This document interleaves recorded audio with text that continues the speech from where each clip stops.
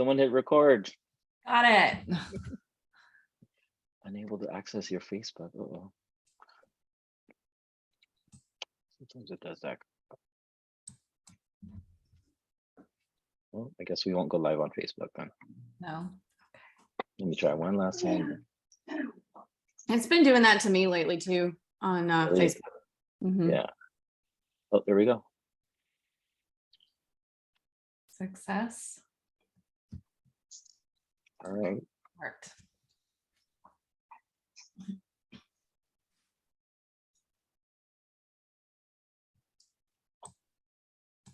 All right, let's get this meeting going here. I want to be respectful of everyone's time. Avery, thank you for joining us here. Thank you for having me. We're live on Facebook, so anyone on Facebook, go ahead and drop your questions or comments or in the comments, and I'll try my best to get to them. We're going to have this recording up on YouTube later on, so you guys can rewatch it. Let's start with intros. Savannah, you want to start off?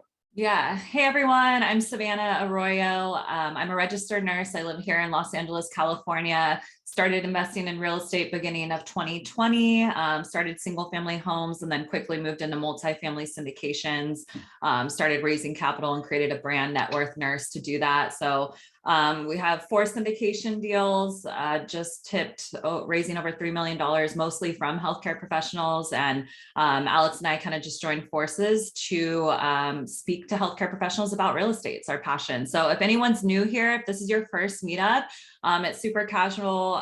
We have a speaker present and then drop chat questions in the chat, and then we'll have time at the end for questions as well. And yeah, super excited to have Avery here because I've just heard so much about her from Alex and other people in the group. And just, it goes to show when you're doing a lot of deals with a lot of people and earning a great reputation in the place that you can go really, really far. So yeah, excited for the share. Alex, I'll let you intro yourself. Hey, so Alex Sabio started investing in short-term rentals just over 2 years ago today. And it's all because of Avery here. I listened to her Bigger Pockets podcast. I think it was 364, right? And funny story, I actually listened to it and I didn't even think of it. Like short-term rentals wasn't even, on the radar. And then started hearing other people talk about short-term rentals. I'm like, maybe I should start listening to different podcasts about it.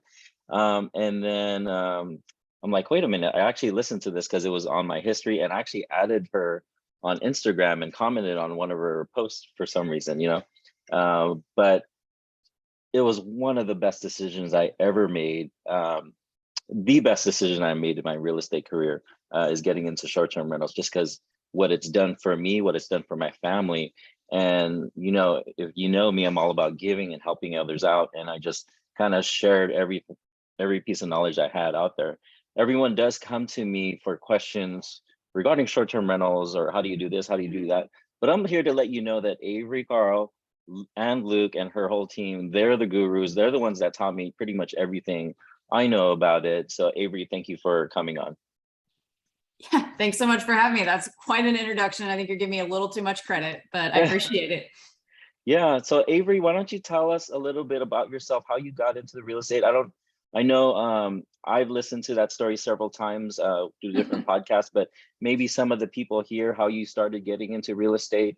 And it's kind of weird, right? I always tell people where you start isn't where you're going to end up. And now you have like over 200 doors, right? Over 200, yeah. That's phenomenal in such a short amount of time. So yeah. So, hey guys, I'm Avery Carl. I'm a real estate investor. As Alex said, I have over 200 doors. 8 of them are short-term rentals. The rest are single family, long-terms, and multifamily. And I'll kind of get to all that in a minute. I'm the author of the book, Short-Term Rental, Long-Term Wealth, and host of the Short-Term Show. And most importantly, founder and CEO of the Short-Term Shop. We're short-term rental real estate agents. We have offices in 15 markets currently, 15 short-term rental markets. And I got into real estate by accident, same way most people get into real estate. I don't think anybody really says, oh, I want to be a real estate investor when I grow up, when they're a little kid. I got into it when my husband and I were moving from New York to Nashville. Our real estate agent at the time was really trying to get us to buy in this super fast appreciating hip area of Nashville. And we were like, no, man, we're moving from Brooklyn to Tennessee. We want to go out in the country. We're sick of neighbors. So we're going to buy something out in the country. So we bought a house in the country. We had a little money left and we thought, man, that fast appreciation sounds really good, which I mean, back then was nothing compared to the past 2 years. Little did we know. But so we said, well, maybe we'll buy one of those houses and we'll just keep it and rent it out. And when our future kids go to college in 20 years, then we'll just sell it and we won't have to pay for their education out of pocket. And we thought we were these geniuses and nobody's ever thought about this. And we're these like financial, personal finance gurus. Like we thought we were just so smart.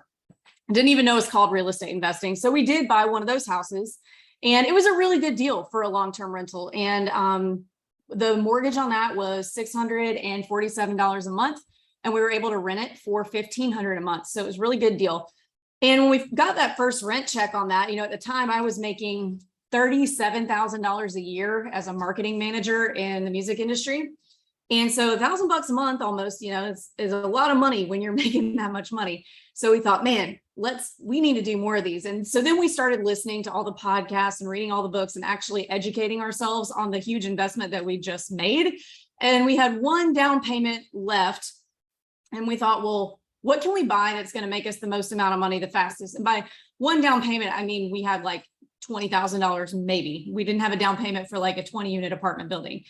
And so we thought, well, what can we buy that's going to make us the most amount of money the fastest so that we can go buy more properties faster? We landed on short-term rentals. We didn't want to do it in Nashville because the regulations were already, even back then, just getting really crazy. And we couldn't afford to risk our, last dollar like that. So we thought, well, where can we buy something that it's the normal thing for people to rent a house instead of a hotel? And this was back in 2015. So it's a while ago. And we'd just been on vacation to the Smoky Mountains. And we said, well, we stayed in a cabin there. Everybody else stays in a cabin there. Somebody owns these cabins. Why can't it be us? So then we started looking into it. Back then, there were not all of these meetups and education tools. There was nobody doing this. And so we just kind of had to figure it out. But we bought one and figured out how to self-manage it from Nashville. That turned into 5 over the course of the next year and a half. And 5.5 years later, we are at 205 doors, I believe. But 5 of our first 6 purchases, with the exception of that very first one, were short-term rentals. And we've used that income, since they cash flow so much heavier than traditional long-terms, to just grow our portfolio more quickly, whether it's with buying more short-terms, buying multifamily, buying, single-family long-terms, all of the above. So that's kind of what the way that we organize our strategy is. That I'm not here to tell you that short-term rentals are the right and only way and you just need 100 short-term rentals, but what they are is a cash flow turbocharger that can be a really important part of any portfolio. Whether you want to have a bunch of short-term rentals or you only want to have a few, it can definitely get you where you need to go faster.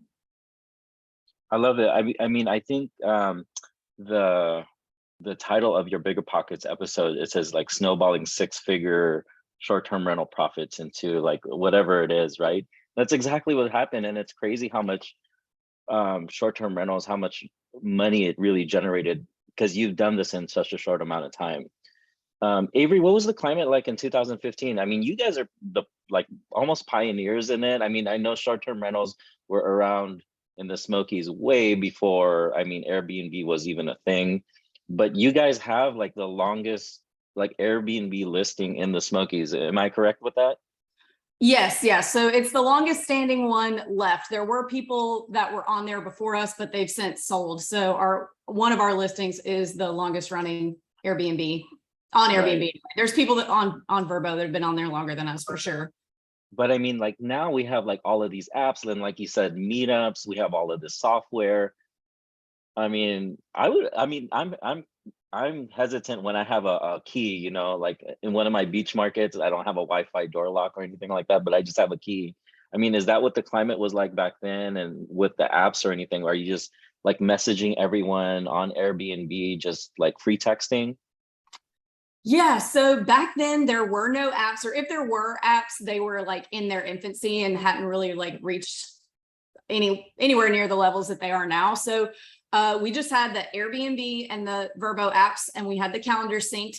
Everything else we did by hand. So every morning when we woke up, we would say, okay, what check-ins do we have tomorrow? We need to send these people these messages. And every month at the beginning of the month, I had to look at all of our calendars and hand write for our cleaners what days they had to go. And I sent it to them 2 different ways. So I'd take a screenshot and write it out. So there was no way they could possibly screw up the day. And we just did everything like that. Like, okay, we wake up this morning, who's checking out tomorrow? Let's send them checkout instructions. And we just did everything basically manually. I would be, to be honest, if the environment were like that today, I probably wouldn't do it. I mean, it was kind of like when what got me comfortable was like, oh, I remember the one thing was, oh, there's the Ring doorbell now. Like I could I could monitor that on my phone. And that was like one of the things to me was like, oh, I think I could do this, So pretty crazy, right? So if anybody has any questions, go ahead and chime on in here. And it's crazy, right? Now you have 200 doors, but I think what's even bigger is the amount of people you've helped, right? It's kind of really snowballed into this amazing community you have with Facebook. And there's probably even more people that have bought with you that are on that Facebook group. And and a lot of us, when I always tell people, when you buy one short-term rental, it's almost guaranteed you're going to get a second one and a third one because they're profiting so much. And I mean, it's crazy to think how many lives you've really affected. And I think I've sent you this text. You probably don't even remember, but whenever I close on a home, I said, hey, Avery, I think you've changed my life a second time and a third time and a fourth time, because this thing's gonna completely change my life. So, and now you have a mortgage company, right? Yeah. I'm a partner in a mortgage company. It's not just mine, but yeah, we've got that going as well. Yeah, that's pretty crazy too. And what's it like being like a top realtor? That's one thing too. You're pretty much a top realtor in the country right now. We do a lot of deals. I don't know about top realtor in the country, but we definitely do a lot of deals. And it's when I'm texting Luke to come get the dogs because they're barking really loud.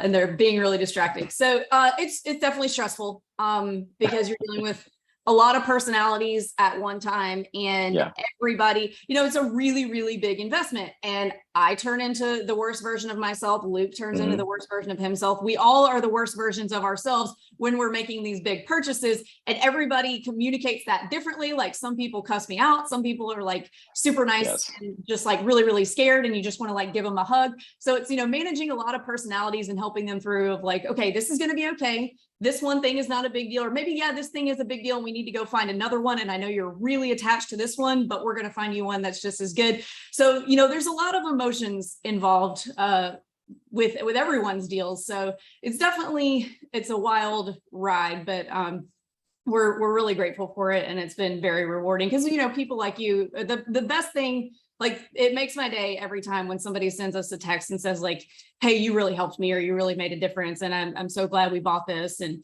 all that stuff. So it is really rewarding too.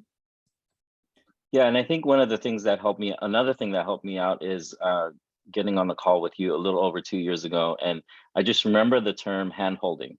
I said, yes, we're going to hold your hand through it. And then even when I closed on the property, I said, Avery or Luke, you guys are going to hate me, but I asked all the stupid rookie questions that everyone asks, but the thing is, now you have this community where they ask on Facebook and we all kind of chime in. So I'm sure I was annoying at first. I was like, just little questions like, hey man, how do they take out the trash? Or all these little things that you just really don't know what you don't know. So. No, y'all definitely were not annoying by any means. And one of the things is I told Luke, I said, hey, I'm just going to listen to you guys. You guys know it. And I think that's really what's kind of helped me the past few years is I kind of got out of my own way.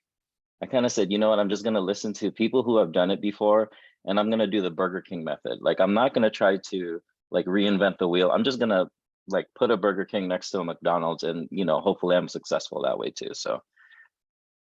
Hey, let's get a question from Lenny. Lenny, you want to take yourself off mute and ask? Absolutely. Hey, Avery, how you doing? How are you? I'm great. How are you, Lenny? Doing well. I guess one of the biggest things is really, cleaners. right? You know, having the right cleaners, because boy, I'm getting hammered right now, right? So I guess what suggestions would you have for me, have for everyone when you're sitting there vetting cleaners? Like, is there any tricks of the trade, you know, since you've been in the industry for a long time, kind of to pick up on things that cleaners may say that might just red flag you in the back of your head, where your experience allow you to do that versus kind of just asking the regular questions? Is there any special sauce that you have that you use to, you know, vet your cleaners to make sure that they're going to be great?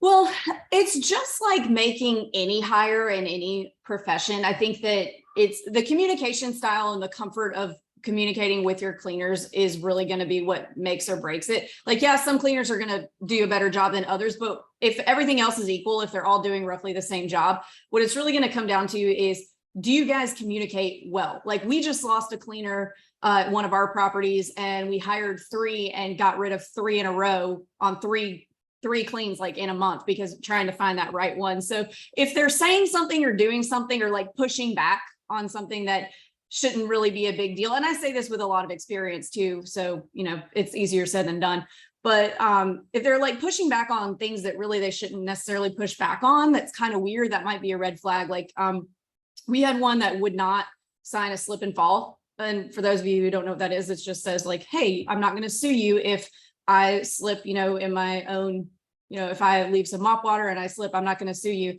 She wouldn't sign that. And we're like, well, you know, that's a no-go, because that makes me feel like you're going to go throw yourself down the stairs and then sue me for it. So we're not going to do that. And then, you know, my very first cleaner that we ever had when on our very first short-term rental, she did an all right job. Like, she was doing a great job cleaning, but she took advantage of me. She knew I was new. I was like 26 at the time. She'd been doing it for 20 years. And she knew that it meant a lot to me, and I really wanted this to work. And every single clean, starting with the very first one, she would call me and say, I cannot believe you rented this house to these people. These people are terrible. I can't believe you would let somebody into your house and disrespect your house like this. I'm going to need another, you know, $60 to clean up this mess. And of course, since I was brand new, I was like, oh my gosh, I'm so sorry. I had no idea. Like, what can I do better? Yes, here's $60. And it kept happening and it kept happening. And then finally, when I got a hold of it and I was like, hey, you know, we set up a per clean basis, not an hourly. And you're telling me after every single person that it was really bad. And like, not everybody can be that bad.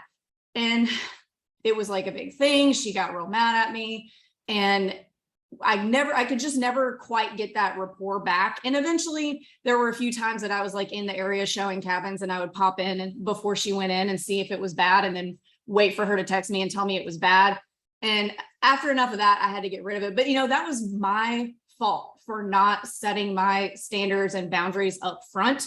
So it really is who has the closest communication style to you, who do you feel comfortable, and who's going to be okay with like, oh, I like it done this way rather than that way. And they're not going to like, you know, yell at you because, well, I've always done it this way and I'm not going to do it that way. So it's really just a like ease of relationship kind of thing, more than it necessarily is the actual clean. Because if you're buying in the right market, a lot of them are really going to do, you know, have kind of the same standard and expectations anyway. So as long as they're doing a good job, it's really mostly about communication.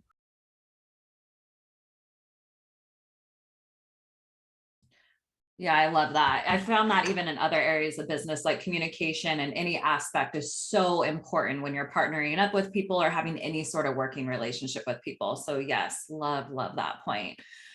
Someone dropped in and asked a question. Lenny, did you have another question or no? No, I'm good for now. I'll take my hand down in a minute. Thank you. Okay, awesome. Someone popped in the chat. Can you touch on the short-term shop mastermind and how to find a small mastermind group? Okay, yeah. So we do have a mastermind on Tuesdays, and we just, you know, get together and basically, like the word says, we mastermind. You know, we talk about what's going on in the market. If somebody's having trouble with this or that, you know, we all kind of give them feedback and work on it. So it's really just owners and hosts getting together and helping each other through each other's problems. And in terms of choosing a mastermind, I mean, there are tons and tons of options out there. And, you know, for every experience level and for every, you know, type of person, there's, you know, lots of different ones based on what profession you're in, kind of like this one. And so you really just have to find where the members of the mastermind most closely fit like with what you're trying to do. I will say there are a lot of influencers that are really, really new to the game that you want to make sure. Let me back up. I interviewed Liz Faircloth from Real Estate Invest Her podcast probably a couple months ago. And I asked her the number one question, she runs a syndication. And I said, what's the number one question to ask if you were going to maybe throw some money at a syndication? And she said, what's your track record? That should be the same thing that you're asking whoever is teaching a guru course or a mastermind or whatever, because there's lots and lots of great options out there. But you want to make sure that this person who's running it, has a lot of experience. I see people all the time in different Facebook groups who will post, oh, just got my first short-term rental. Y'all tell me what it needs. And then a month later, they've got, join my mastermind, the short-term rental, Verbo, Airbnb, Academy, University. And, you want to make sure that especially if it's a paid mastermind, that you are actually buying something from someone who has a lot of experience to teach you from. I get that all the time, Avery. They want me to teach a course and stuff. And I feel like I'm a little bit more seasoned now because I think you got to go through the ringer, like with guests and all of that. But I remember like right off the bat, when we were having these meetups and you were a guest on our meetup with Tony and Omid, I was getting that question a lot and I almost didn't feel worthy. I said, no, let's give it a little bit more time here. But you're right. I do see people I don't know why it's on my Instagram feed all the time, or maybe it's something I click on all the time. So, and maybe, nothing against anyone being new, like maybe that's what you need. Maybe you need a mastermind of people who are new and you're all working through it together. But, in the terms of paying thousands of dollars for something, you definitely want to make sure that the person that you're learning from has, seen it all and done it all and been through it. Right. Having said, having been through it and everything, how do you guys choose your next markets? I know the short-term shop is expanded. When I first started, there was Gulf Shores, Destin, and the Smokies. But now you guys are like spreading out like crazy. How do you guys decide those different markets that you're getting into?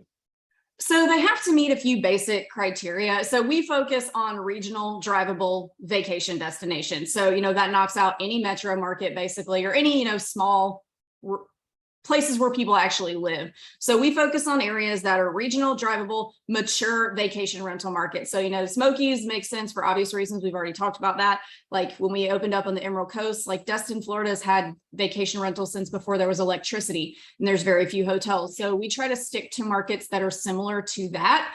And then also we have tried to diversify into markets of varying price points. Like we just opened up in Myrtle Beach. You can get a condo in Myrtle Beach for $120,000. You cannot get anything in the Smokies for that. So we tried to make it to where it's available to investors of all potential price points and different areas. So, a lot of people, we started in the Smokies and we noticed that we had a lot of clients in common that were also buying in Destin or in Blue Ridge. And so we're like, well, why don't we open up there? So there's kind of a lot that has to fall into place in terms of the markets, hotel presence, obviously regulations, and then being able to find the right agents, because we can't, even if an agent has 10 years experience and they've sold 100 primary homes a year for the past 10 years, that's not the agent for the short-term shop. Like we need agents that understand investing and have that investor mindset. And that's really hard to find, especially in different markets. So sometimes things fall into place where we find the agent first and then bring in the market, or sometimes we're like, okay, we need to open up in this market. We need to find an agent. And then, we'll put out Facebook posts and things like that. We're about to open or hiring in the Shenandoah Valley in Virginia. So anybody who happens to be on here who might fit the criteria for a short-term shop agent, hit us up. We've been trying to hire Ethan for like ever, but it keeps not working out. What's up, Ethan, man? One day, Avery. What's up, man? I know. I haven't committed to it yet. Hey, Avery, we have Michael with his hand up. Michael, you want to take your hand off mute and go ahead and ask your question? Sure. Hi, Avery. Thanks for doing this. We're actually under contract through the short-term shop, thanks to Alex who introduced us to it over in Pigeon. And just had a question on whether or not, if you had any recommendations for asset protection. I'm always thinking like worst case scenario, someone fell down the stairs, gets hurt, or God forbid, someone drowns in a pool. What would you recommend as far as protecting ourselves? So you definitely want to make sure first and foremost that you have plenty of insurance. So that's, you guys are in this group, so you know the answers to this, but obviously regular homeowners insurance is not going to work. You need short-term rental specific. You also want to get a commercial umbrella policy. Those are actually pretty cheap, and you can get them like wherever all of your other stuff, like your cars and your primary home and et cetera, are insured through. That's pretty easy to do. And then in terms of LLCs and stuff like that, obviously I'm not an attorney, so I can't speak too much to that. But once you have a certain number of properties, it is a good idea to get them all in LLCs. I know a lot of us, are buying conventional to get the lower interest rates than commercial, but now everything's kind of high. But a lot of us buy in our personal names and conventional loans, and then you want to convert it to an LLC later down the road. You do want to do that eventually. And, one thing that I've actually found that is interesting is make sure that your mailing address on that LLC is not the same mailing address as like your primary home or any house that has your personal name on it. So the way I found this out was me being creepy. So I've been trying to find a lot to build a primary for a while. And I've been using a bunch of real estate investor like apps and stuff to find out who owns stuff. And I think it's on PropStream that there's a button you can click when you're looking at a property that says view linked properties. And even if it's an LLC, if it has the same mailing address as anything else, all of those properties will show up. So I can see who personally owns the LLC because they're using the same mailing address. So if you don't want, I know a lot of people, you don't want your name on the chain of title, especially in the healthcare profession. Even if it's not on chain of title, if you're using the same mailing address, like if you're using your primary home mailing address for your LLC, people are going to know who you are and know what you own. So I would say make sure that your mailing addresses are different than what anything that's in your personal name is in terms of people like finding out what you own. Can't speak too much about the actual LLCs and things, but eventually when you own enough things, you do want to have, maybe like 2 or 3, or maybe just one property in each LLC to really keep everything separate. All right, we got a few different questions rolling in the chat, so I'll start moving through them. How do you scale buying properties once your DTI is reached? Well, back when I started, I feel like I had to walk uphill both ways in the snow. Back when I started, there weren't DSCR loans. Now DSCR loans are totally the way to go. Like if you've got the down payment, doesn't matter what your DTI is. If you can show that the property is going to make at least as much as the mortgage payment every month, then you're in good shape. But assuming that doesn't exist, we have done commercial loans. We did 2 partnerships in the beginning with a friend of ours when our DTI got to be too much to where we couldn't get another loan until the next year. We had him be the money partner and we were like the sweat equity partners, and he put the loan in his name. We did all the management, split everything 50-50. So that's the like typical short-term rental way to run a partnership. But I would say like, don't get involved. I've seen people want to just get so many deals that they've got 100 different partners. That's going to be really difficult to get out of later. Like we were partners with a really good friend of ours who owned short-term rentals in another market that we weren't in. So everybody knew what was going on. Everybody was really experienced in it, or we weren't quite yet, but we were getting there. And we ended up getting out of that partnership, like totally happy. And like, it wasn't a bad thing. It was just like, hey, we can afford our own deals now. So why don't you buy us out? So partnerships, DSCR loans, probably going to be the easiest way to go. Small local, commercial banks and lenders, credit unions, things like that. All right, the next one is, I'm a short-term shop client, bought in PCB with great experience. Since there are so many recent variables in the market that are impacting short-term rental occupancy as well as the affordability of them, I'm wondering what are current markets that are still performing strong? I mean, that's that is exactly why, with the, changing regulations and occupancy and stuff, that's why the short-term shop sticks to those mature vacation rental markets, because these are areas that have had short-term rentals forever and ever. It's not a new thing as of the past 10, 15 years that cities are now having to figure out. We've always had them. They're always going to be there. That's the majority of the tourism that comes to these areas is staying in short-term rentals. And because of that, because there's very little hotel presence, the entire economy of these areas basically runs on short-term rentals, because the restaurants, the attractions, those aren't going to run if the tourists don't have anywhere to stay. So that's why I kind of stay out of metro markets. I mean, I'm not saying that metro markets are wrong. That's the good thing about real estate investing, is there are tons of ways to do it and be successful. But me personally, I don't want to deal with regulations and, primary homeowners that don't really want short-term rentals in the area.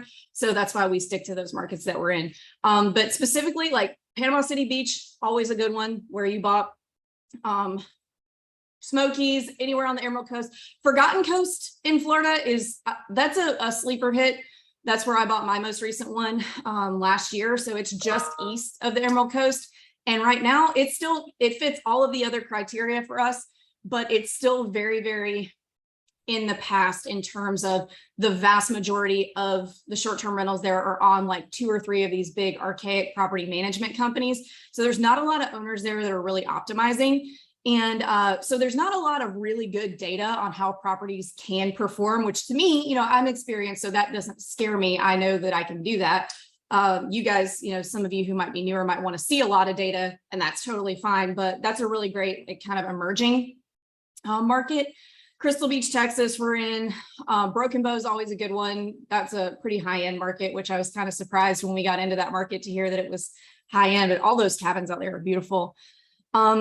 And Banner Elk, North Carolina is great. If you want Atlantic beaches, Myrtle Beach, totally affordable. And also the Outer Banks. And then we call it our Carolina Beach market, which is basically all the other beaches in North Carolina that aren't on the Outer Banks. Pretty much, everything is still doing well. I know a lot of people talk about 2021 was an anomaly year, and yes, it was. But we've already hit, as of beginning of August, we've already hit what we made in 2021. So we're already I think we're going to be a little bit ahead in 2022. So, I think real estate is a long-term game, and there's going to be cycles of ups and downs, and you're going to make more money one year, less money the next year. Not every year can be your best year.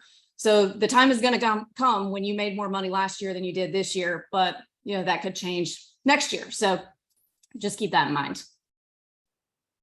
I get this question all the time, like in the Smokies, because I do notice, I've noticed a slowdown, but I would say it's probably 20 to 25%. But I don't know if you feel like this is the base, and pre 2019, and I know my cleaners have kind of said the same thing.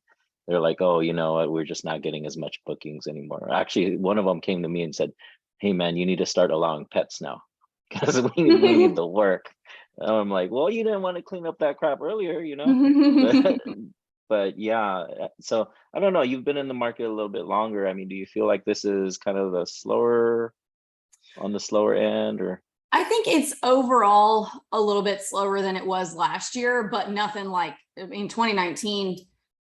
I think we're still doing almost double, maybe a little less than double of 2019. Yeah. So I think when people say, oh, you need to compare to 2019 numbers, I don't know about that. I might do an average of 2019, 20, and 21, because in 2019, we're in a big inflationary period right now. So for the same cabin, it costs less dollars to rent something in 2019 than it does in 2022, because the dollar is worth less. So it takes more of them for the same value. So I think that's something that a lot of people want to tend to forget about. So I would do an average of 2019, 20, and 21 when you're running your numbers.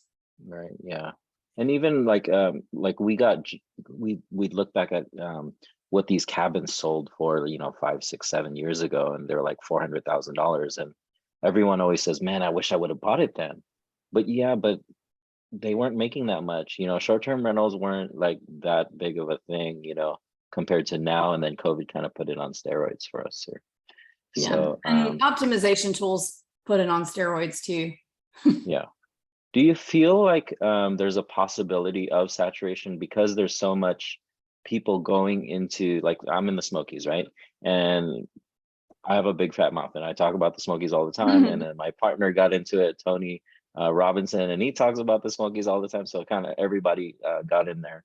I mean, should we be worried? Because now I do see a softening in the market where compared to a few months ago where everyone was going way over asking. And now there's some, especially like in the higher price range, things kind of sit. To me, I see that there's an opportunity there. What are you thinking? Oh yeah, there's definitely an opportunity there. So, the whole uncertainty with the economy has definitely shaken the weaker buyer hands out of the market. And then we're also seeing, I call them FOMO sellers. So sellers who saw their neighbors selling in January for like just made up astronomical numbers and getting like hundreds of offers. And then they see the market softening and they're like, oh shit, I missed the boat. Let me list now and try to capitalize on these higher comps of these ones that just sold. So now there's more supply with the FOMO sellers. And there's a little less or quite a bit less competition with buyers.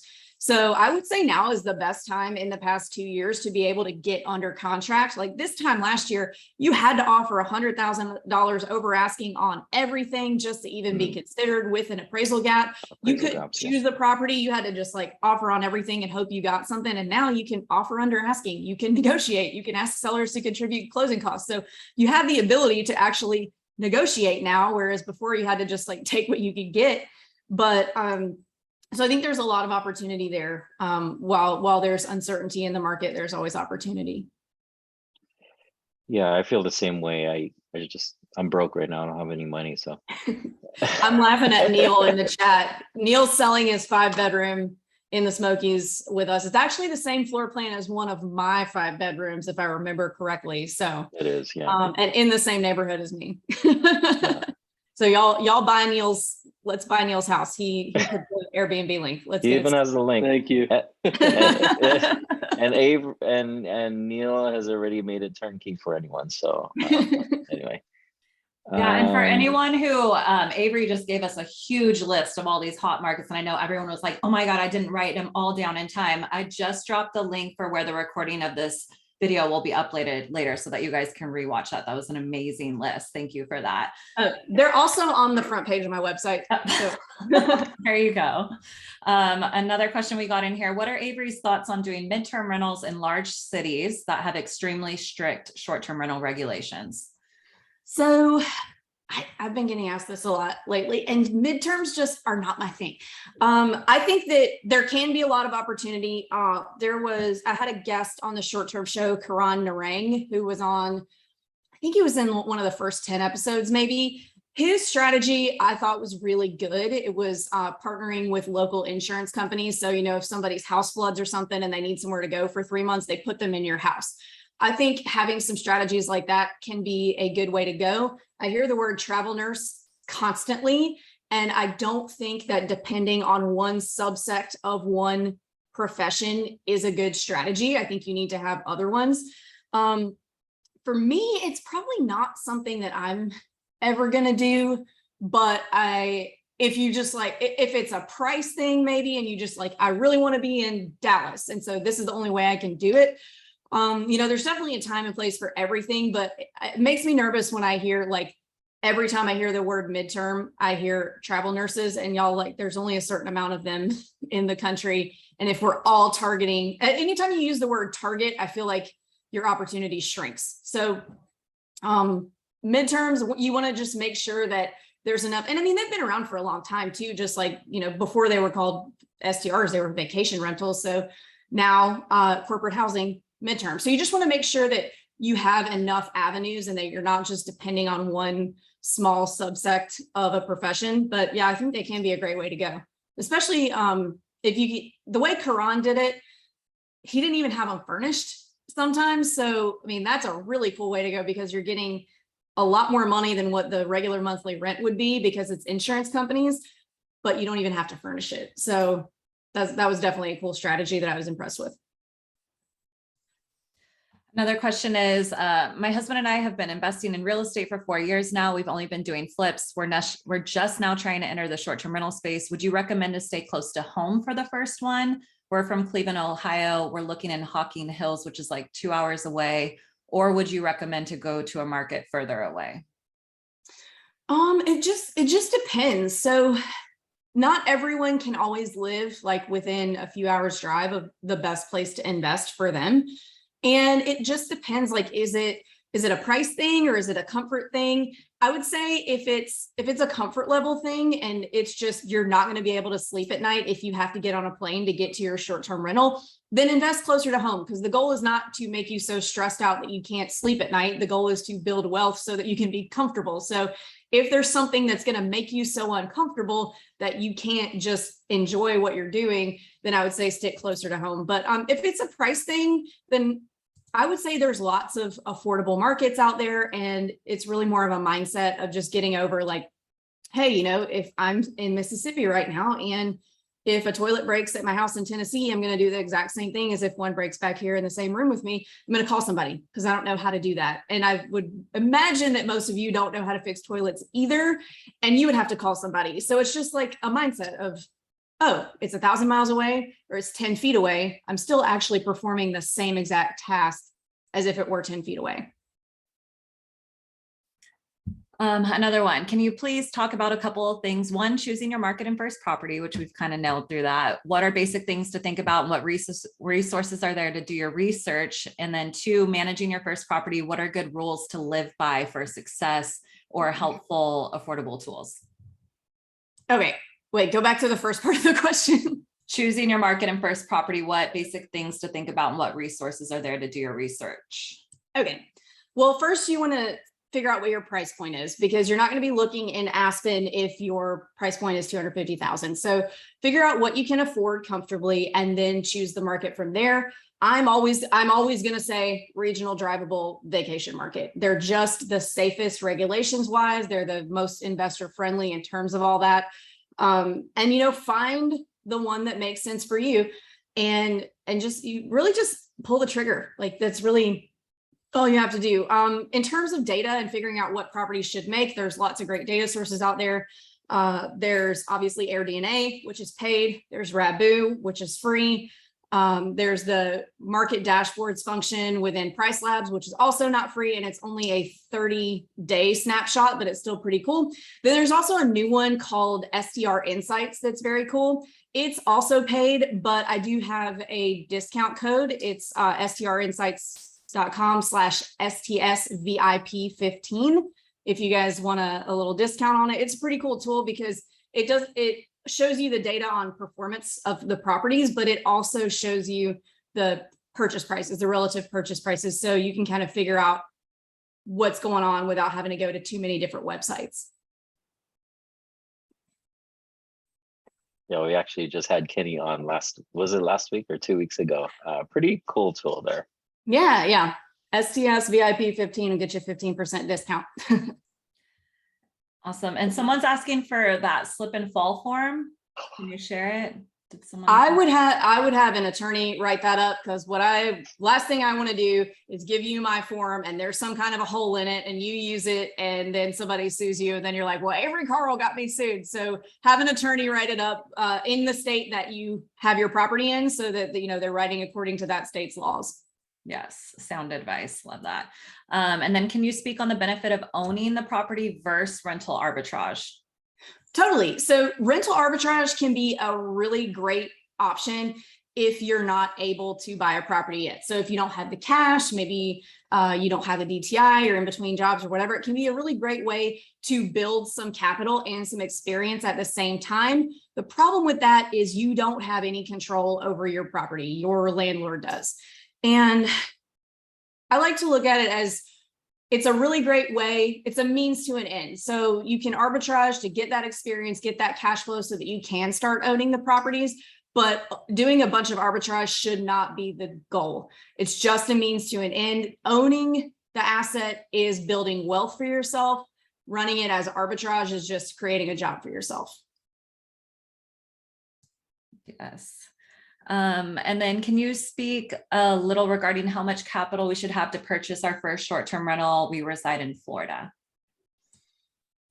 Well, I would say you're going to need 20% regardless of what loan product you're going to use. I would say 20% and at least 3 months of reserves. You're probably going to need 6. And I'm not talking about the kind that the bank looks at that counts as like your 401k or whatever. I'm talking about like liquid reserves. So if something happens and you're not booked, you know, like something really crazy happens like COVID, and you're not booked for a few months, you have enough to float yourself. And then ideally, if you're not looking to make any acquisitions, I'd like to see 6, but I understand you don't want to have a bunch of money sitting in the bank not doing anything when you're trying to build your portfolio. So I'd say a minimum of 3. Is the management class when you buy from the short-term shop the same content as the Bigger Pockets short-term rental class? No, they are a little bit different. If you're on the fence about paying for the short-term shop mastermind, oh, that was Ethan. Thanks, Ethan. Do you have any books or resources to recommend on how to form a short-term rental partnership? Not necessarily an entire book on it. There is a section in my book where we talk about the way that we did it, but on how to form a partnership. No, you know what? I don't think that I do. I think, you know, I always just give people the advice of, you know, there's a money person and there's a sweat equity person. If you don't know, like if you don't know a person that would be interested in forming a partnership with you, just get out there and ask questions. I've seen people pull some rabbits out of some hats with finding partners in just in Facebook groups. Even don't do it in my Facebook group. I will delete it. But you know, just network. I hate the word network. It sounds so fake. Make friends with other investors, and eventually you'll find what, like our partner that we met at the bar, 5 margaritas deep on the Monsters of Rock cruise. So they're everywhere. It doesn't have to be like, I'm going to this formal investor meetup and I'm going to find me a partner. Like, just talk to people. Just talk to people and tell them what you're doing, and you never know who's going to be interested in it. Yes, love that. And then someone asked, do you have contractor horror stories? Let me think. Or maybe even lessons learned, advice from them. I've done quite a few rehabs. I think I don't have any specific horror stories. Well, I did have a contractor leave a hole in the ceiling of my dining room in my primary house for like 2 or 3 months. So there was a leak that we couldn't find. And since it's just not a big, he rehabbed the whole house. You know, we'd already done like a $75,000 rehab with him, but there was this one leak that was coming in every time it would rain. There was just a leak in the middle of the ceiling. And so Luke one night got up on a ladder and cut a hole in the ceiling to see if he could find where the leak was coming from, so that he could then show the contractor later, because it was raining and he wanted to see. And they came, they fixed the leak, but they did not put the drywall back up, and it sat that way forever. I would just say, expect all contractors, A, not to show up on time, B, not to finish on time. It took me 6 or 7 months to get somebody. I'd already hired the contractor. It took him like 6 or 7 months to show up to do my fence. I got a new fence recently.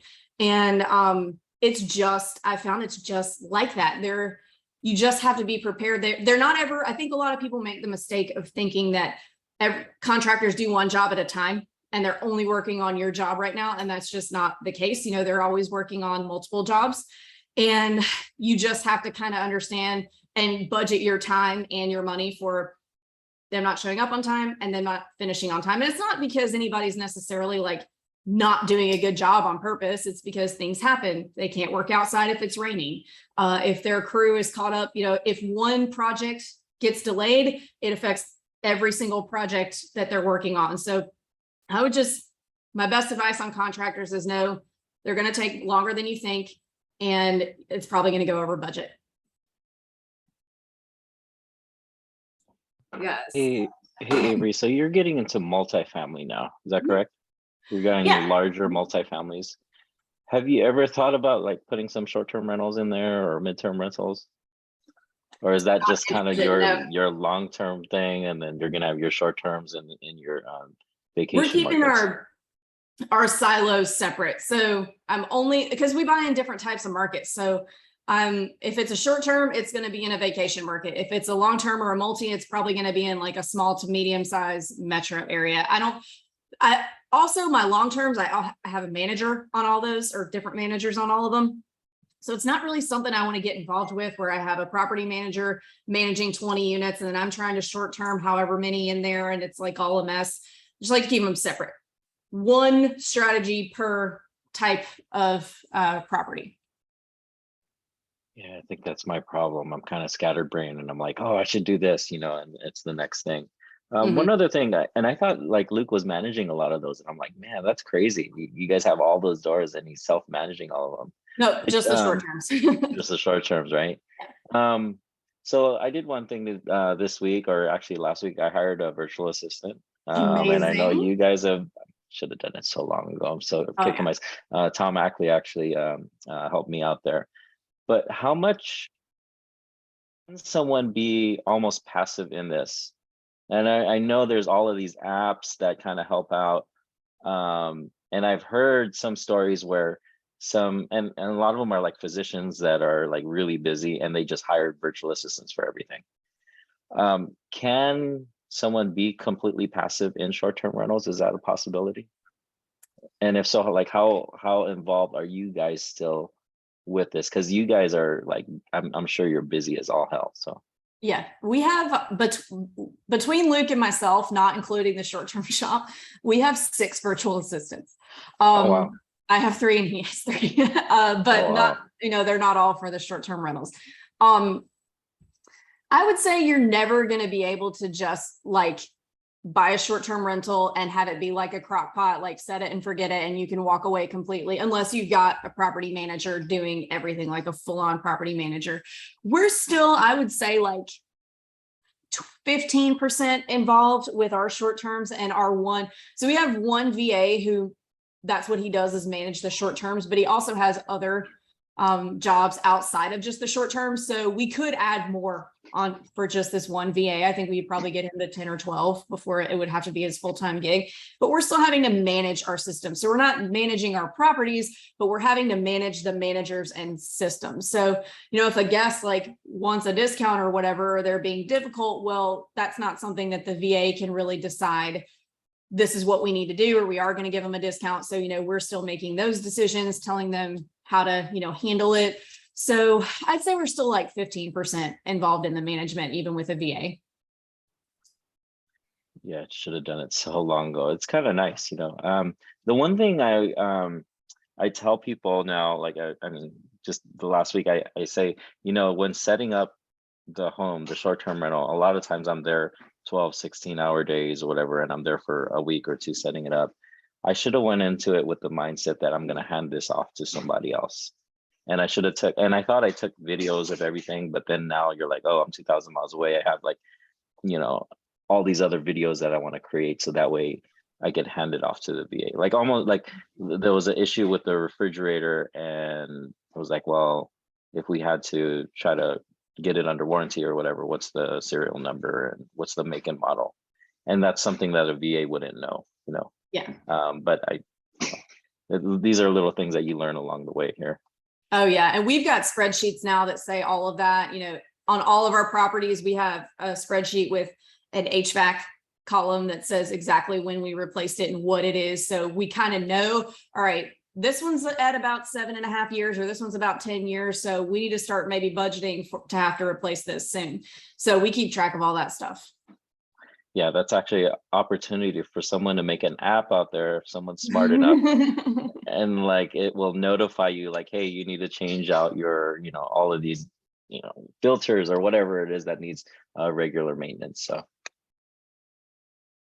does anyone else want to jump in here and ask Avery a question? We're coming up on time. It's 6 p.m. Pacific Standard Time, and she's actually, you're in Florida, right? Yeah, I'm in the Panhandle, Florida. I'm actually in Mississippi right now. We've got a little lake house in the same neighborhood as my parents, so we're hanging out with the grandparents this week. Right. Let's see. Let me look on Facebook here. I don't think I have any questions. I think someone was asking about Banner Elk. He said you mentioned Banner Elk. Does that check all the boxes of your target market? Or oh yeah, is it... yeah. We've got a rock star agent there, Garrett. Garrett, okay.